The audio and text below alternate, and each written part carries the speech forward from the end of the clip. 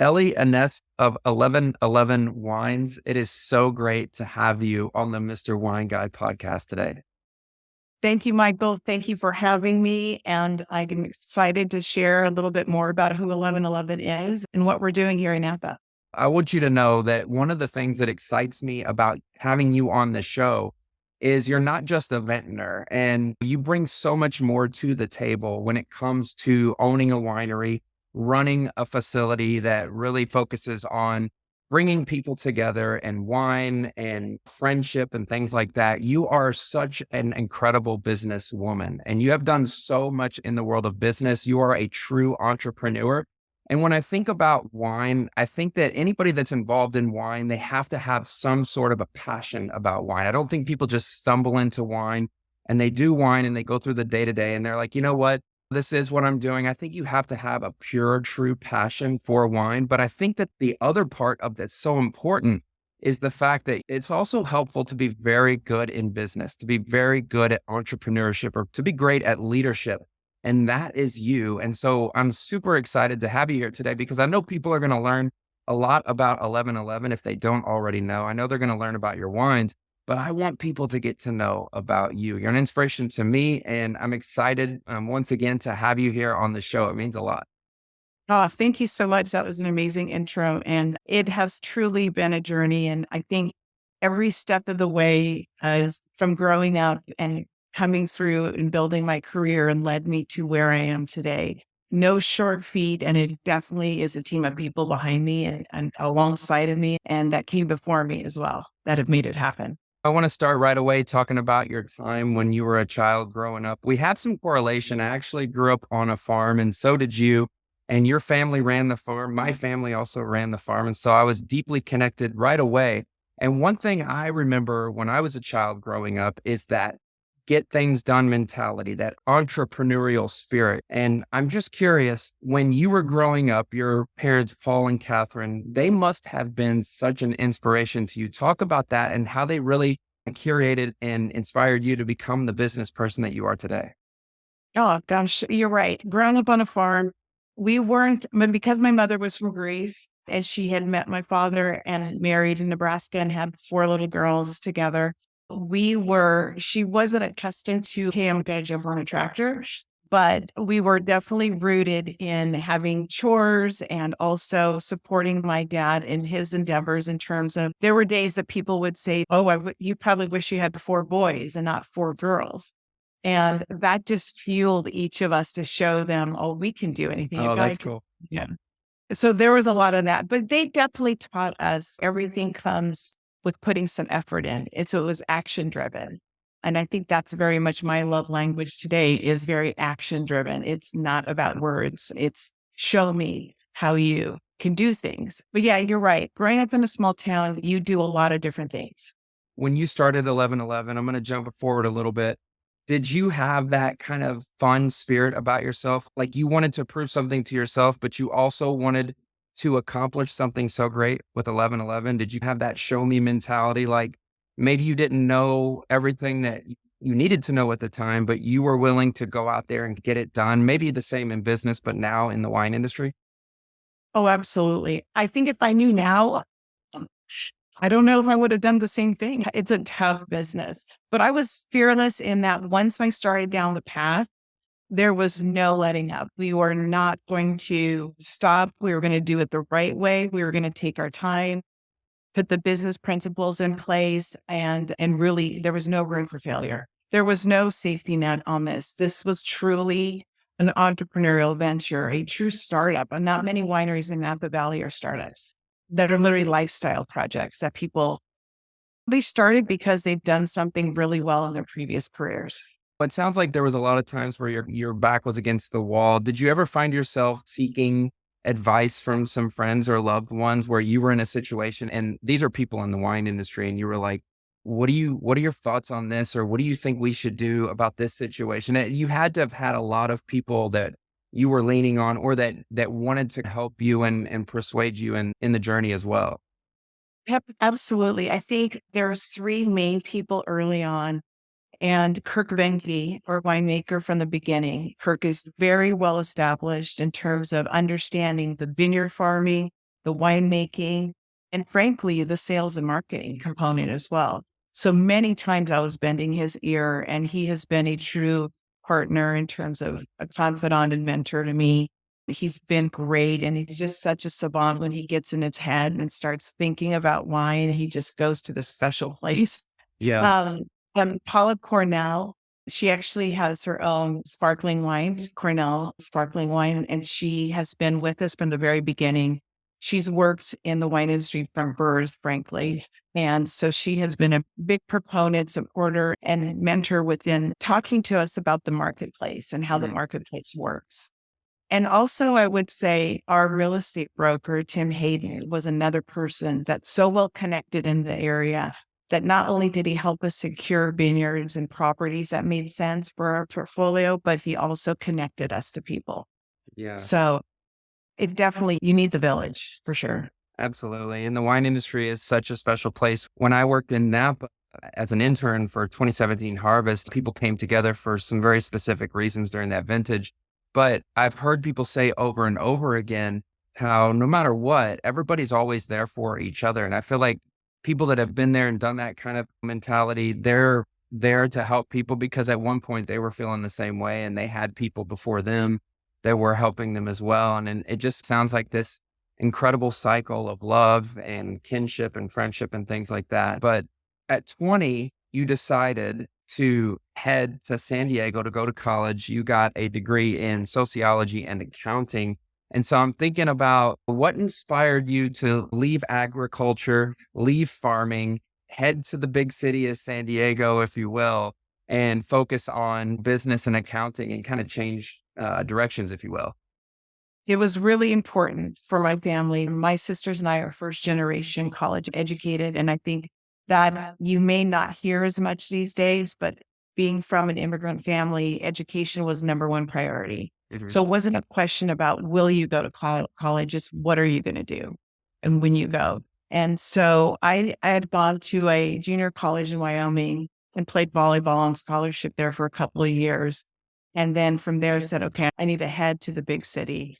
It's time to spread our wings. And I think that volleyball connection and the West Coast and a lot of the volleyball people that I followed were here. Now, granted, I cannot play beach volleyball. I was an indoor player, but like, it was definitely a love of mine. And I think that whether it's basketball or it's volleyball or a very sports oriented state, as I think you could relate to being Yeah. from Illinois, and it really gives you those. It's the work ethic, it's the teamwork, Mhm. it's having coaches, it's leadership. So going to San Diego was the next step.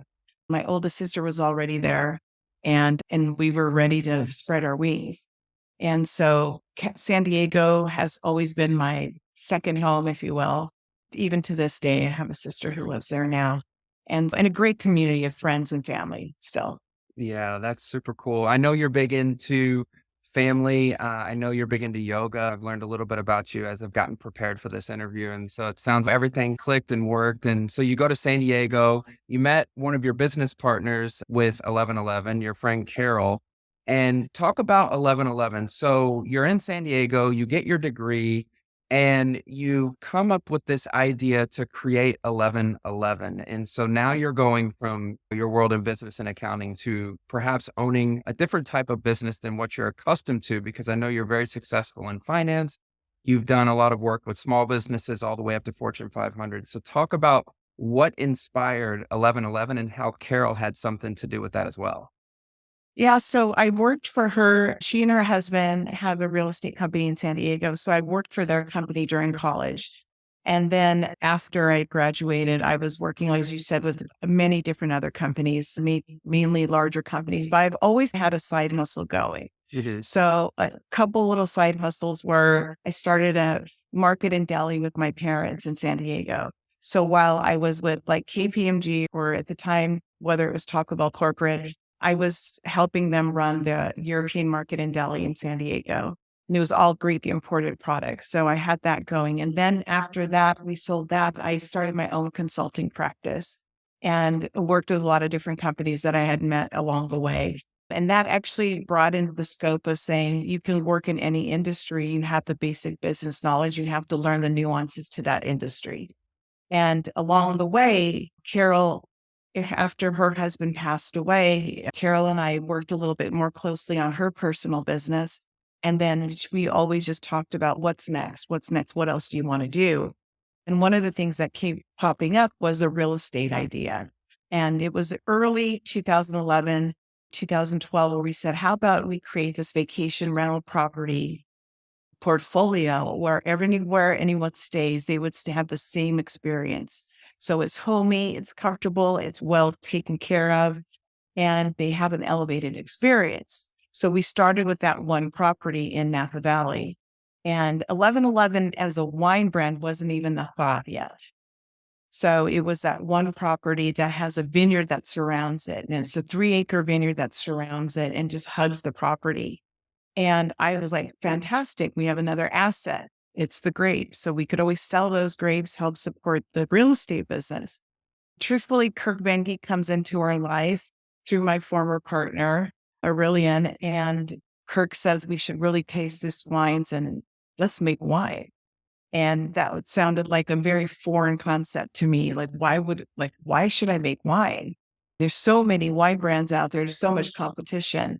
And there was just something intuitively that just said, go for it. Give it a try. I've always enjoyed wine in terms of how we had our family gatherings. It was always like a communal thing, wine for us. It was bringing family together, bringing friends together, celebrations. We started making our 2012 Cabernet Sauvignon that year. And from there, his context branched out to being able to source from vineyards like Bacci-Galibi, Pinot Noir, Vintner Ranch, Chardonnay. And next thing I know, I'm like, okay, the real estate business is now turned more into vineyards. Yeah. versus more vacation rental properties. Did you at the time know just how big of a deal Kirk was, especially the fact that he's the son of Nils Vinge? Did you realize just how incredible of a moment or a situation you were in, just having him there persuading you and leading you along the way? No, 100%. I had to Google him. I am 100% honest about this stuff. People say, oh, you must have been following winemakers. I'm like, no, I'm following winemakers.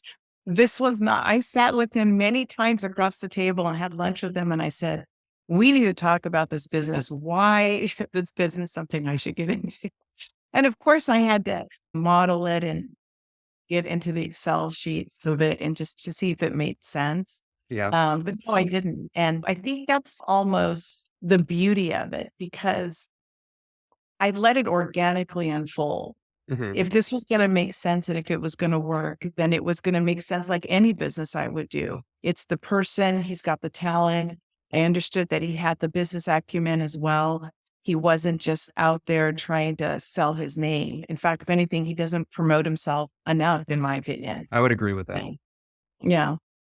It's definitely evolved. It wasn't something that I was fanning. It wasn't like fangirl over Kirk. And I know many people that do. Rightly so. They should. Oh, for sure.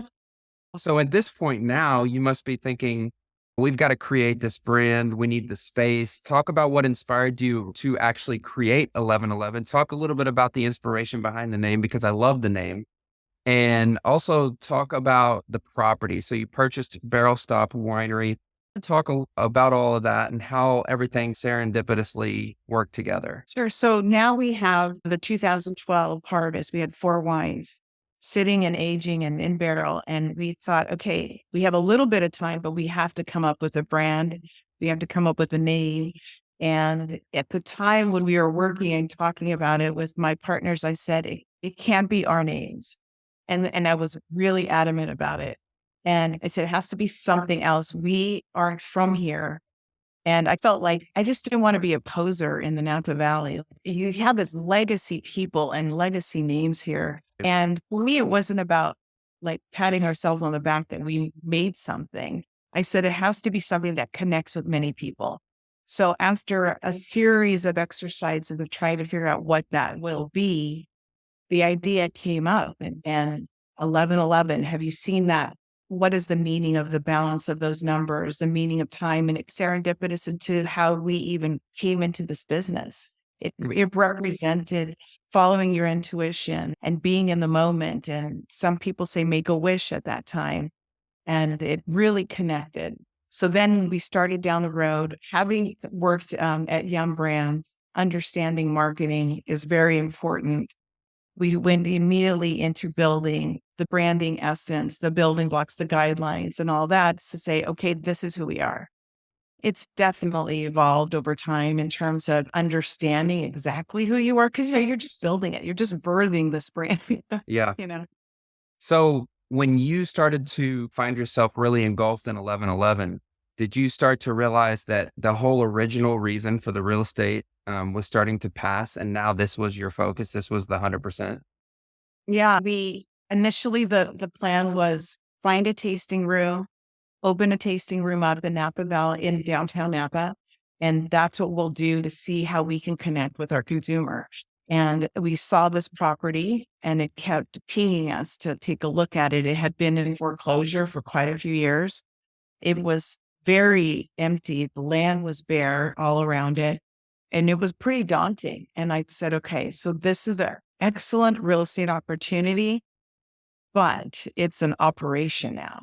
It's Yeah. not just a real estate that you put a little paint on and it's truly, we needed to get it developed. So we took I would say the first 5 years of the business was all about development and construction. And we definitely made a shift from homes, individual single family homes and renting those out to now we're focusing on real estate in terms of wine vineyards and the winery. Do you find I've actually interviewed somebody already for this season, and I was asking her about how she started her property. And what's interesting, there's a lot of abandonment. I feel like there's not a lot, but I feel like there's a lot of properties that are just waiting for somebody to ignite it or make it something like special because it's not really doing anything. Do you find that even today? I feel like from an outsider, like looking in, I feel like everything's running, everything's operating. Is there like places where people just need to jump in and get to work, or is it all taken up? I think there's a lot of like word on the street, there's a lot of properties that are for sale Uh-huh. and there's a lot of opportunity. I think having been in this business now 11 years, it takes a lot of care and time and everyday effort to keep it the way we like to see it, pristine and clean. And I don't think everything is taken up, but I think that the amount of energy and capital that it takes to create some of the spaces to bring them up to date, perhaps is another conversation. Yeah. Mhm. I would agree with that totally. I think if somebody has the capital and the energy that they want to put behind it, I think it's a no-brainer. It's interesting to me because I hear these stories of like abandonment, and it leads me into my question about when you started working in the winery. So you have this property and you alluded to the fact that it was just almost like bare bones. It had been in foreclosure. So talk a little bit about where did you start? Like, where did you know where to start? Were you still leaning on Kirk for some advice? Did you have some other people that were saying, "Oh, you should do this and this"? Where did you even know where to begin? What made sense to me, the only reason the winery property made sense to me was because it was permitted for 100,000 gallons to be produced. And it had already the business footprint for custom crush. So that is the only reason, because we were at the time making like 1,200 cases of wine. Mhm. I don't need 6.5 acres for 1,200 cases of wine. So it made sense to me that there was a revenue stream for custom crush and just learning what that meant and how do you monetize the property that existed at the time, how many clients we could bring in. That made sense to the overall economics of why to buy a winery that existed. And it wasn't like it only had one building at the time. And it was permitted already, which was another value add to from a real estate standpoint, that it was already permitted for the second building. So the zoning and the permits were already laid down. It was a matter of somebody coming in to actually execute it.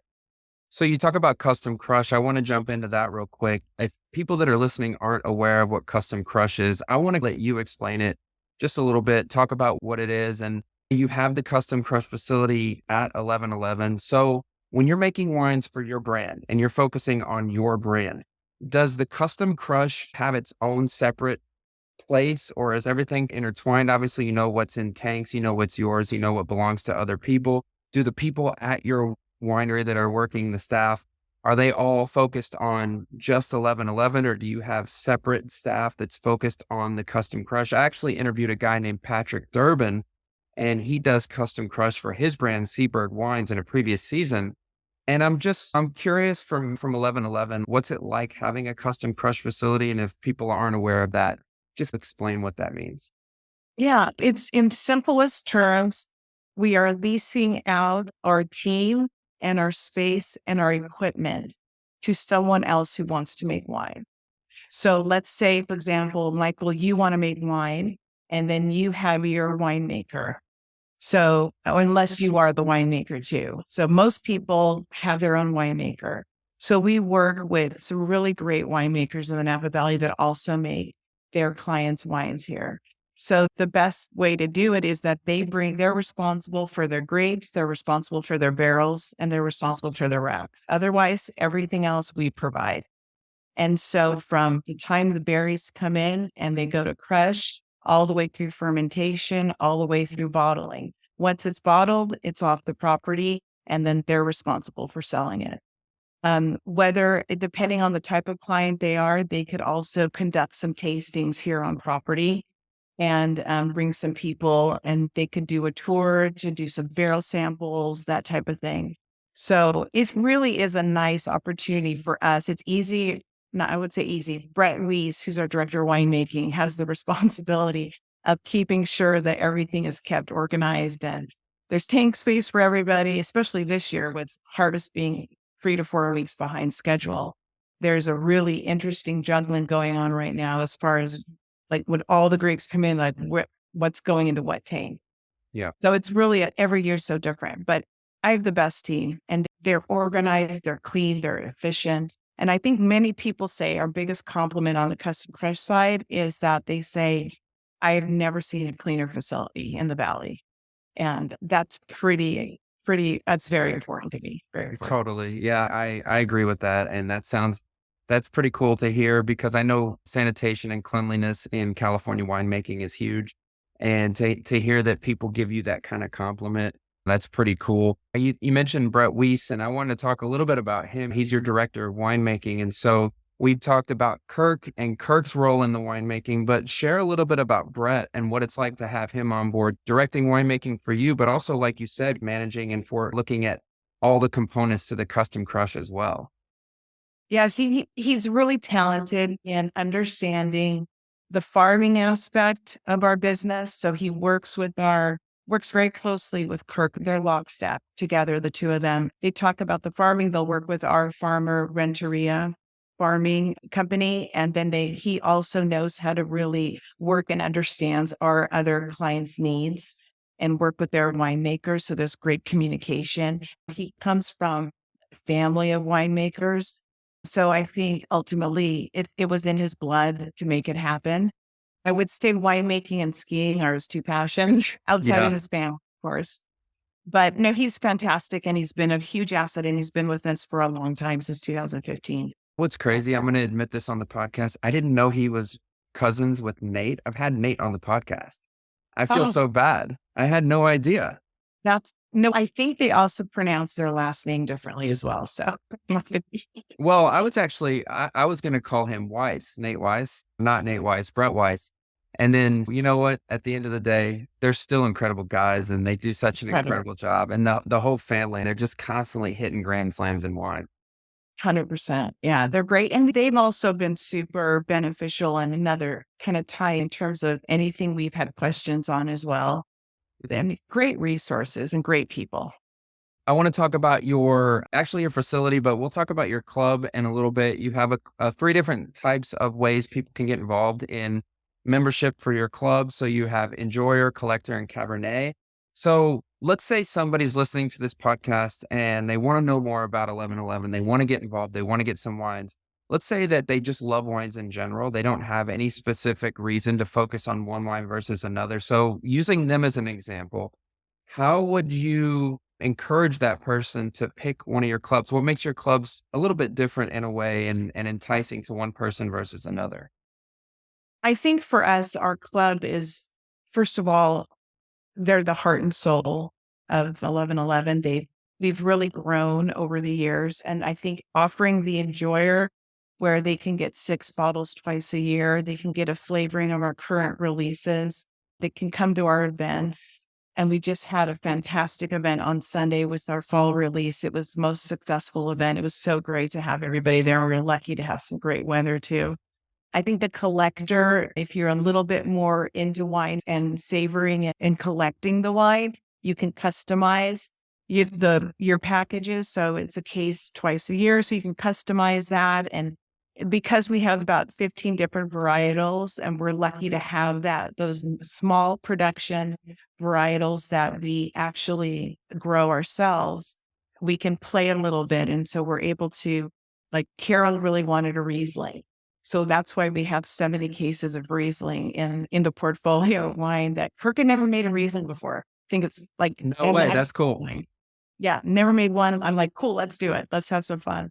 So I think that the club membership people talk a lot about that. What we'd like to do is also, show gratitude to our club. And this has been going on from the very first the very first year where we had maybe less than 100 people in our club. Is every year we give an annual gift to something unique that they can take and enjoy at home that's non-wine related. And that's something just part of the whole Greek hospitality for me is to give back and say thank you. And we do an annual event on 11/11. Some years it's bigger than others, but we try to bring some of our members together as well on 11/11 and celebrate. You know what? I want to jump into this because you've just alluded to it. 1111 is not just a place for making wine. It's not just a place for packaging up cases and shipping them out. You're very much involved with the people. It's almost like a family. And I don't say, like, when I say almost like a family, I don't mean literally almost like a family. It's more than the wine. It's the family first and then the wine. And the way you bring people together with tastings at the beautiful facility, the way people can have private gatherings, corporate gatherings. You found so many different ways. Would you contribute that to the things you did in business as far as being an entrepreneur or just in general? What does being so connected as a family truly mean to you? Because I feel like that's almost like the ethos behind 1111, aside from your incredible portfolio. Michael, you are hired. You need a contest. I love the way you talked about it because you truly summarize and you get it. Like you get what we've been trying to do. I think because of my background not being from Northern California or from wine-centric business, I don't know any differently than to say we need to build teams, we need to create community. And it's part of the Greek background of the concept of parea is if you said, hey, let's get the parea together, that means you get Jim and Joe and Susie and whoever it is, right? Yeah. Like your typical, your standard, your bros, if you will. Yeah. Yeah.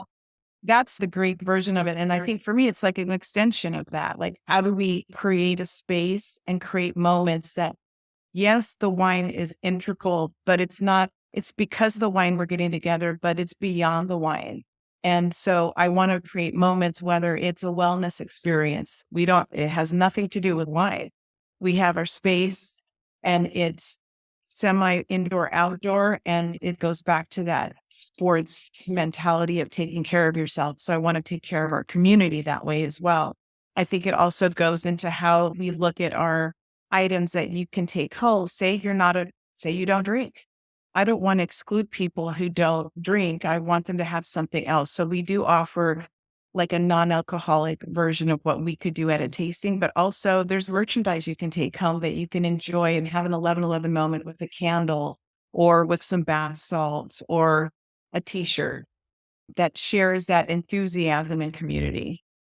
Wow. It's so incredible. Like for people that are actually watching the interview, they can see there's this passion that's built up within. But for the people that are listening, I think they can also hear that as well, just how incredibly focused and driven you are on the people. Like at the end of the day, you want people to enjoy your wines and drink your wines and purchase your wines. But I think it's more about coming together and having those really specific moments of relationship and building these long lasting relationships with people is such an important thing to you. And I think that's really cool. I'm glad you shared that. I appreciate the compliment. Anytime I'm in Napa, I'm always going to be knocking on the door. And if you need some help with something, don't worry, I'll be there for you. I want to talk a little bit about a couple of wines. You have your Lockheed House wine and you have your Anoxie wine. So the Lockheed House is actually a house on the property, and this is available to your club members. So if they want to come visit, they can actually stay in the house. So just talk a little bit about the house and also the wine, and then I'll talk a little bit after that about your reserve wine, Anoxie.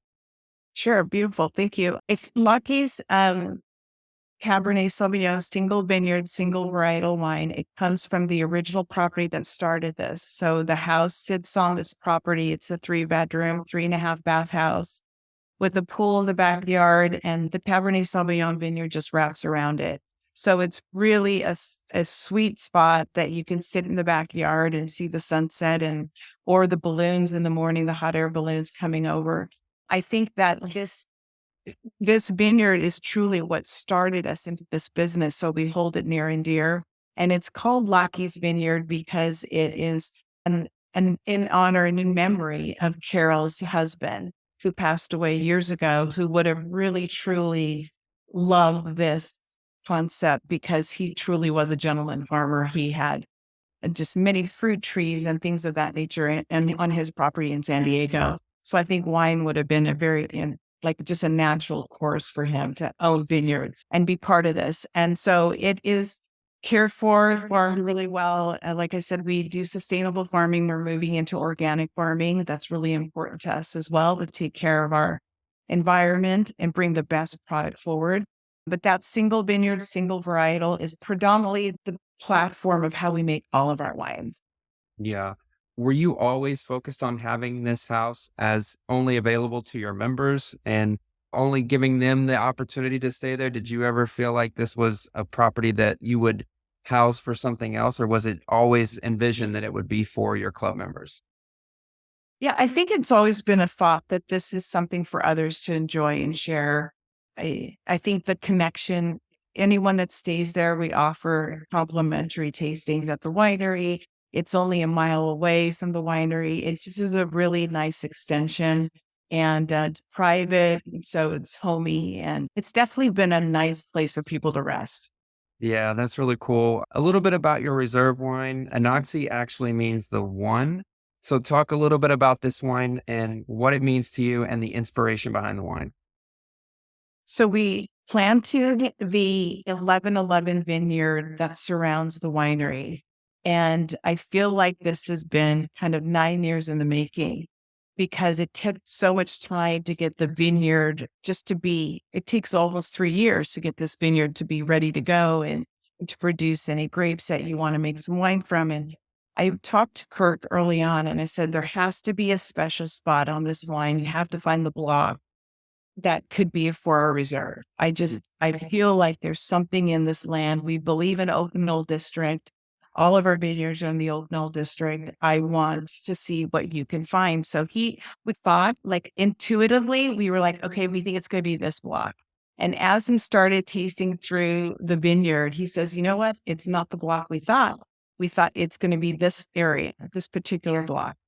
He ended up finding the special Cabernet Sauvignon, and it is 28 months aged in 100% new oak. He has special cooperages that he does find and secure for this. And we just released it this year, the 2019, and I couldn't be happier. It is sold in 3 packs. It is called Anoxie because we identified the one block that we felt produced the most special amount of wine for this, or the grapes for this wine. And it is in memory of my parents, Paul and Katherine, who have been everything to me. I can see that and I can hear that. And I would like to know, how do they continue even to this day to inspire you, because you are truly passionate about that relationship. And I know it takes you back to when you were a child. And you sit here and you think about your accomplishments, not just in business, obviously, but why we're here. And what kind of inspiration do they still have on you even to this day? As you can see, I obviously get emotional. It's funny because every time I talk about it, I just spoke about it on Sunday and I teared up in front of 150 people. Yeah. Very close knit family. They sacrificed everything for us and they believed in everything we did. And they inspired me to continue working hard. Um, Hard work is not something we shy away from, meaning me or my sisters. And so we understand the value of putting in the time, putting in the sacrifice at times. It just doesn't come easy. It's not something that you have to really sacrifice. There's sometimes in this entrepreneurial journey, which you might be able to relate to, is can be lonely, Yeah. can have its moments of solitude where you have to really dig deep and find what are the answers. And I am so proud to be able to honor them because, like I said, I would not be who I am and I wouldn't have the fortitude or the resilience or the grit to continue doing this business because it takes that. The wine business is not for the faint of heart. Yeah. They say entrepreneurship, it's lonely at the top. And so it goes along the lines of what you were just talking about. And sometimes you got to look around and you have maybe one person there, a couple people. And in your case, we're referring to the team as well. But sometimes you have to make those tough decisions and leaning on those inspirations, like from your parents or from other people who've inspired you. Sometimes those are the things that really give you that next step, that give you that energy or that encouragement to push forward. And along the same lines of what you were just talking about, thinking about give backs, you're a very charitable person. You're a very giving person. And I think that's no question. That's one of the things I'm just loving about you, Ellie, more and more as we're talking. Talk a little bit about the charities that you give back to and what inspires you every day to really give back and to give to philanthropy the way that you do. It was one of the pillars of building the business that from the very beginning that was very important. I think having had that background when I first met Carol in San Diego, and we were both chairing, supporting the Philanthropos organization, which is Friends of the Poor. That's through our church. It was really important. And that was part of me meeting so many people when I first moved to San Diego. It was being part of the Greek community and being part of meeting them. So I think the giving back has always been super important. So the pillars that we focused on here at the winery are giving back for wellness and sports was a big one. So anything we can do that connects, we support the V Foundation for cancer research. Cancer was the other pillar, which has affected obviously many people, including my family and Carol's. And then local charities as well, local foundations that give back to the community, being part of the Napa Valley Vintners and supporting other vintners, being part of whether it's Festival Napa Valley or film festivals, things that bring people to Napa to grow the community and grow exposure to the area have always been important. So it's local and it's cancer related and whether it's sports and wellness. Yeah. And also, I'm going to have these different charities and these different give backs linked in the show notes to the podcast. So if people want to learn about them, if they want to figure out ways that they can help jump on board and contribute as well, then they can easily do that just by listening to the podcast and clicking any of the links. I saved this question for the end because I didn't know if I wanted to start with a grand slam or end with a grand slam. There's so many great things I love about this interview. But when you think about the ethos behind 1111, I don't think you accidentally in your mind just said, oh, let's just call it this because it's a really cool thing and I get the angel number. I think that deep down, you're the kind of person that with an entrepreneurial spirit, with a business mindset, that you also go off of energy, you go off vibrations, you go off of gut instincts sometimes. And I think it was almost serendipitous to call the winery the name that it is because it is also you. It is also who you are. And it describes like what you've done to get to where you are today. I think you have to have kind of that grit. You have to be willing to take chances. You have to be willing to take risks. And you represent all of that. So thinking about 1111, thinking about energy, thinking about surrounding yourself with people that have what you want, focusing, not just hard work and commitment, but really focusing and believing in what you want. I think that's what's got you to where you are today. But what does it mean to you? What does 1111 truly mean to you personally and also as it represents the name of your winery? Wow, thank you so much, Michael. That really touches my heart to hear you define and, and express how you see me and 1111. And for me, it is all about, it is the spirit. It is an intuition. There's many times I can say I didn't study how to build a winery and how to build a wine brand. You have to go with your gut instinct. And the times I haven't gone, I can tell you I paid for it. I truly did. So I think for me, it is about energy with people. You want to be surround yourself around good people that have the same mindset in terms of growth and excitement and sharing and loving and being kind. For me, when we opened the doors, it wasn't about trading that we're so exclusive. It's open the doors and welcome everyone. I didn't care if someone had never drank a glass of wine or they're a very well versed, educated person in the world of wine. Everyone was welcome. And I think that is truly the bottom line for me for 1111 is you are all welcome. And it is the gloxenia, as we say in Greek, which is you welcome the strangers. Everyone comes in and becomes no longer a stranger and they become your friend.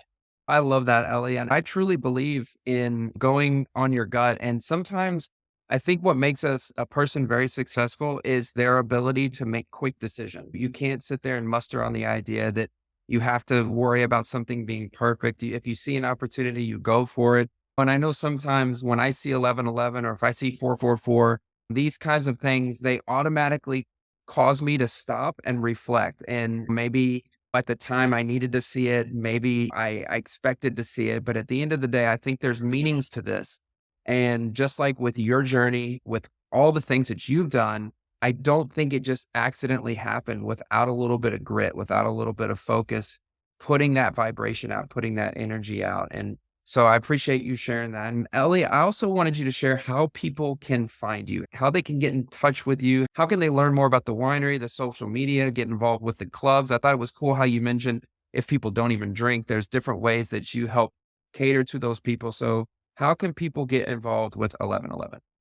Thank you. Of course, you can find us at 1111wines.com. That's written out, and that is our website.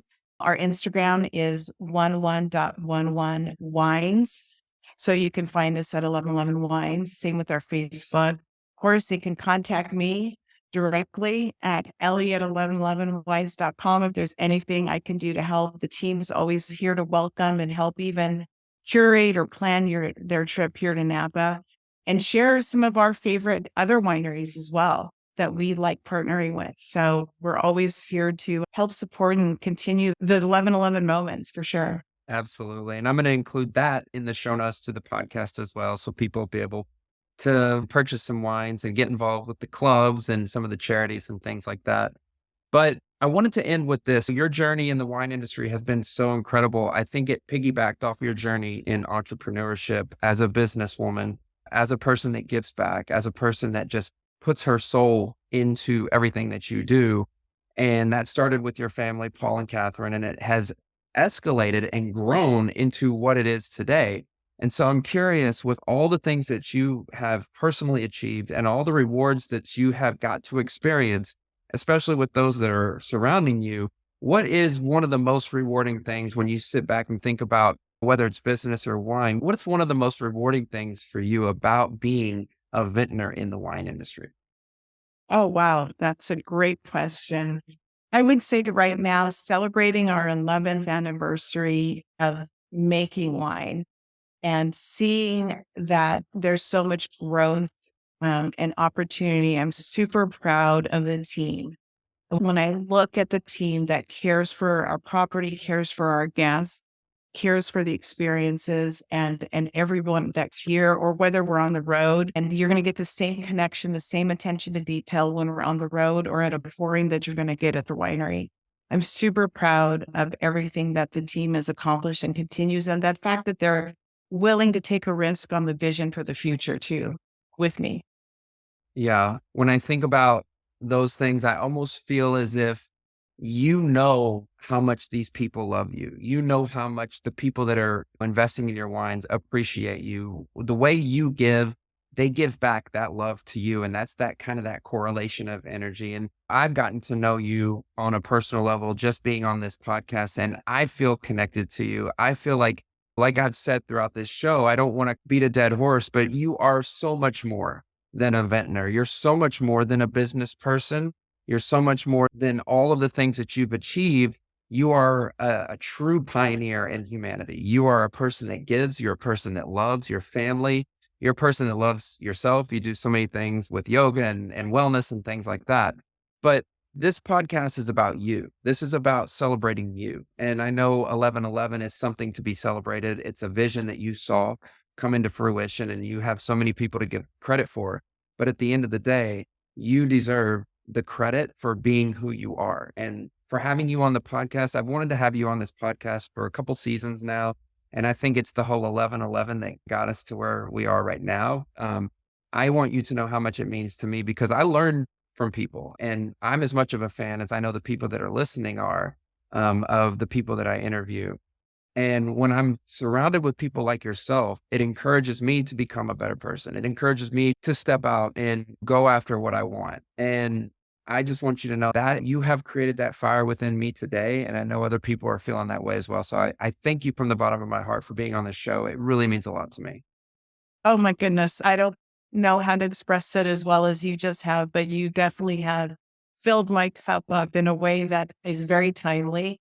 And I can't thank you enough for seeing me and seeing what 1111 represents and how it truly means so much to me, because that's my everyday focus is how do we share more of who we are and share more about the 1111 story. But Michael, you are welcome to Napa anytime, and I hope to see you in person one day and to be able to enjoy some wine together. And my best to you always. And thank you. I can't thank you enough.